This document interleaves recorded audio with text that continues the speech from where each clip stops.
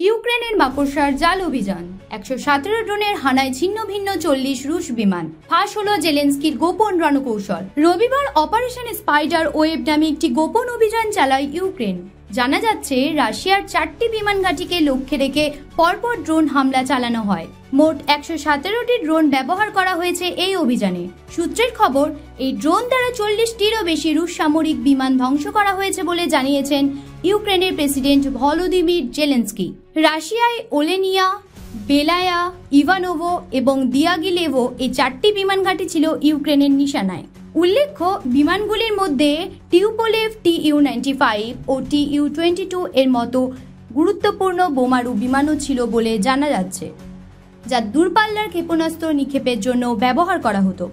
Zelensky এই অভিযানকে অসাধারণ আখ্যা দিয়েছেন। তিনি বলেন, এই অভিযানে রাশিয়ার যে ব্যাপক ক্ষয়ক্ষতি হয়েছে তা সম্পূর্ণ ন্যায্য এবং রাশিয়ার প্রাপ্য। তিনি আরও জানান, এই অভিযানের অনুমোদন তিনি প্রায় ১.৫ বছর আগেই দিয়েছিলেন এবং এই দীর্ঘ সময় ধরে এর প্রস্তুতি চলছিল। এই ১.৫ বছর ধরে ইউক্রেনের সেনারা রাশিয়ার ৩টি ভিন্ন টাইম জোনে কাজ করেছে। পরিকল্পনা থেকে শুরু করে বাস্তবায়ন পর্যন্ত প্রতিটি খুঁটিনাটি নিখুঁতভাবে সম্পন্ন হয়েছে। জেলেনস্কি জোর দিয়ে বলেছেন যে শুধুমাত্র সামরিক লক্ষ্যবস্তুতেই হামলা চালানো হয়েছিল এবং অভিযান শুরুর আগে স্থানীয় বাসিন্দাদের নিরাপদ স্থানে সরিয়ে নেওয়া হয়েছিল।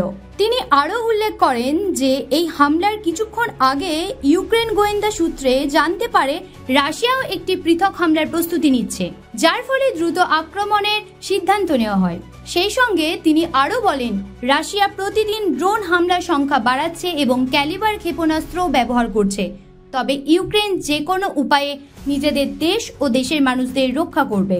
ইস্তাম্বুলে মস্কো ও কিভের শান্তি আলোচনার ঠিক একদিন আগে ইউক্রেনের এই হামলায় দুই দেশের মধ্যে সমস্ত সমীকরণ বদলে গেছে, কারণ ওই একই দিনে রাশিয়াও ইউক্রেনের সামরিক ঘাঁটিতে পাল্টা আঘাত হেনেছে, যাতে ১২ জন ইউক্রেনীয় সেনার মৃত্যু হয়েছে বলে খবর পাওয়া গেছে।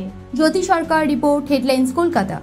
আনন্দ আর ভালোবাসার দীপ্তিতে গড়া সমুজ্জ্বল পরমা, ঠিক তোমারই মতো।